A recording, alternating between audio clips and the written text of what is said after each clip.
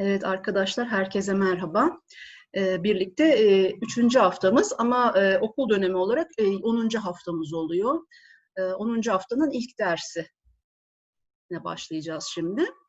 Bu hafta yine Türkiye'de çok önemli bir yerden bahsetmek istiyorum. Truva. Tarihi Truva kenti. Ne kadar gerçek, ne kadar değil. Yani böyle bir savaş yaşanmış mı, yaşanmamış mı? Şimdi burası neresi? Onlardan bahsedeceğiz. Okay, ancient Troy. We will talk about the city and we will talk about the legend, okay? Well, the name Troy refers both to a place in legend and also a real-life archaeological site. In legend, Troy is a city that was besieged for 10 years and eventually conquered by a Greek army led by King Agamemnon. The reason for this Trojan War was, well, according to Homer's Iliad, the abduction of Helen, a queen from Sparta. And this abduction was done by Paris, the son of Troy's king Priam. While throughout the Iliad, the gods constantly intervene in support of characters on both sides of the conflict. And Troy also refers to a real ancient city located on the western coast of Turkey, which since antiquity has been identified by as many being the Troy discussed in the legend. Whether the Trojan War actually took place and whether the site in the northwest Turkey is the same Troy is still a matter of debate. The modern-day Turkish name for the site of ancient Troy is Hisarlık. The idea that this city was Troy goes back at least 2,700 years, when the ancient Greeks were colonizing the west coast of Turkey. In the 19th century, the idea again came to popular attention when a German businessman and early archaeologist, Heinrich Schliemann, conducted a series of excavations at Hisarlık and discovered treasures. And he claimed that those belong to King Priam of Troy. Well, in the legend, the Trojan War took place near the end of the Bronze Age. Well, that is around or before 1200 BC, and the earliest accounts of this war come from Homer, who lived around 8th century BC, several centuries after the events took place. Well, they do not appear to have written down until even later, likely during the 6th century BC, when a tyrant named Pisistratus ruled Athens. Homer's Iliad is set in the 10th year of the siege against Troy and tells of a series of events that appear to have taken place over a few weeks. The story makes clear that the siege had taken its toll on the Greek force sent to recover Helen. The timbers of our ships have rotted away, and the cables are broken, and far away are our wives and our young children, the poem reads. Well, the war had essentially become a stalemate with the Greeks, unable to take the city, and the Trojans unable to drive them back into the sea. We, sons of the Greeks, outnumber the Trojans, those who live in the city, but there are companions from other cities in their numbers, wielders of the spear to help them, the Iliad reads. Okay, well, a number of key events happen in this poem, you know, including a duel between the king of Sparta and husband of Helen against Paris. The winner is supposed to receive Helen as a prize, ending the war. However, the gods intervene to break up the duel before it's finished and the war continues. Well, in the poem, another important duel occurs near the end of the poem between Achilles and a great Trojan warrior named Hector. The Trojan knows that He is no match for the Greek warrior and initially runs 3 laps around Troy with Achilles chasing him. But finally, the gods force him to face the Greek warrior, and he is, in turn, killed by Achilles. Well, contrary to popular belief, the Iliad does not end with the destruction of Troy, but with a temporary truce, after which the fighting presumably continues. Another Homeric work called the Odyssey is set after the destruction of the city and features the Greek hero Odysseus trying to get home. That poem briefly references how the Greeks took Troy using the famous Trojan horse, a gift concealing warriors within. Well, as for the city's origin, the site of Hisarlik in northwest Turkey has been identified as being Troy since ancient times. Archaeological research shows that it was inhabited for almost 4,000 years, starting around 3000 BC.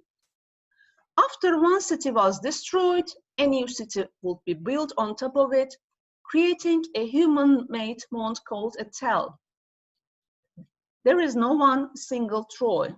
There are at least 10 Troys lying in layers on top of each other, says University of Amsterdam researcher Gert van Wingarden.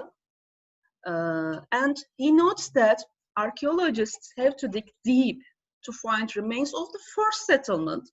And from what they can tell, it was a small city, just a small city, surrounded by a defensive wall of unworked stone. Outside the largest gate was a stone with an image of a face, perhaps a deity welcoming visitors to the new city. Troy took off in the period after 2550 BC, and the city after that was considerably enlarged and furnished with a massive defensive wall made of cut blocks of stone and rectangular clay bricks, he writes. And he notes that on the settlement's citadel were houses of the megaron type, which contained an elongated room with a hearth and open forecourt. Hearth arkadaşlar evin içindeki şömineye verilen isim, biliyorsunuz. Evin kalbi gibi bir anlamı var aynı zamanda. Evin kalbinin olduğu yer, işte evi ısıtan, yemeklerin piştiği yer, evin kalbi olarak kabul ediliyor. Oraya hearth deniyor. Evet, bu evlerde de o varmış. When Heinrich Schliemann excavated this level of Troy in 1873, he discovered a cache of treasure, which he believed belonged to King Priam in the legend. The collection of weapons, gold, silver, electrum, copper, and bronze vessels, as well as gold jewelry, including thousands of gold rings, and a range of other objects made of precious materials, apparently came to light close to the outer side of the city wall, near the building, which Schliemann designated as the Royal Palace, says researcher Trevor Bryce. And while Schliemann believed he had found Priam's treasures, it became clear in the following decades that these were a millennium too early for Priam. So what about Homer's Troy? Is it real or not? Well, the city that may have been the Troy mentioned by Homer belongs to two other phases that date between roughly 1700 BC and 1190 BC, and Bryce notes that its defenses were formidable. Well, the walls, surmounted by mud brick breastworks, once reached a height of 9 meters, and several watchtowers were built into these walls, the most imposing of which is the northeastern bastion, which served to reinforce the citadel's defenses as well as offer a commanding view over the Trojan plain, he writes. However, the exact size of the city is still in dispute. A key problem with identifying this city as Homer's Troy is the way it ended. Cracks in its walls suggest that it was hit by an earthquake around 1300 BC, possibly followed by an uprising or attack. There are also some indications of fire and sling stones in the destruction layer, suggesting the possibility that there might have been some fighting. Nevertheless, an earthquake appears to have caused the most damage in the city. And while the city was attacked in 1190 BC, there are again problems with the idea that it was carried out by a Greek force. By this time, Greece's Mycenaean civilization had collapsed, its great palaces reduced to ruins. Additionally, at Troy, archaeologists have found ceramics and bronze axes from Southeast Europe, suggesting that people may have moved into the city from there. And when we look at the later Troy, we see that the city was abandoned around 1000 BC and was reoccupied in 8th century BC, around the time Homer lived. The Greeks called the reoccupied city Ilion, this time not Troy, but Ilion. The new settlers had no doubt that the place they were preparing to occupy was the fabled setting of the Trojan War, Bryce says, and in later times, its inhabitants took advantage of this to draw in political support and ancient tourists, even that time.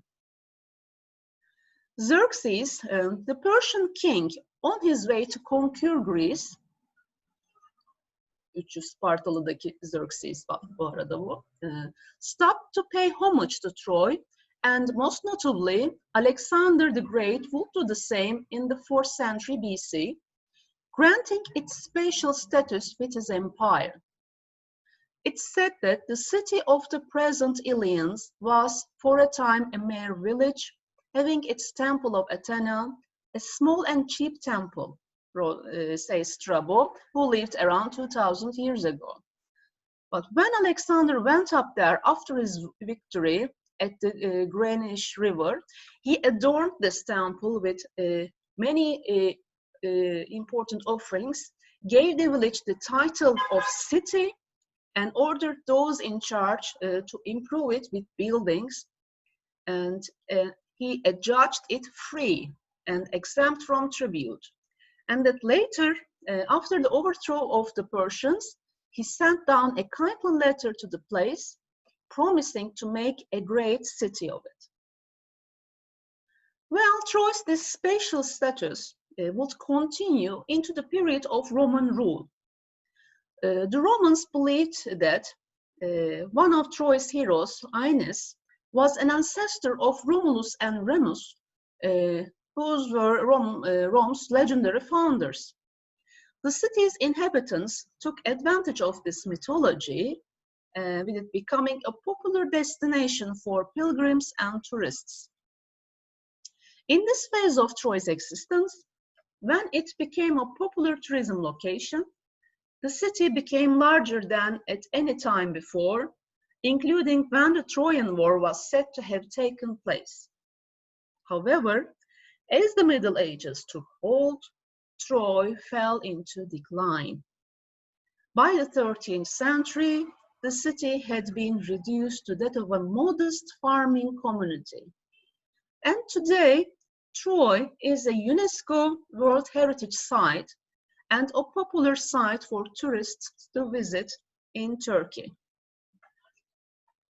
Well, a new museum was constructed at Troy, and the Turkish government put forward requests for artifacts that were illegally removed from Troy in the 20th century to be returned to Turkey.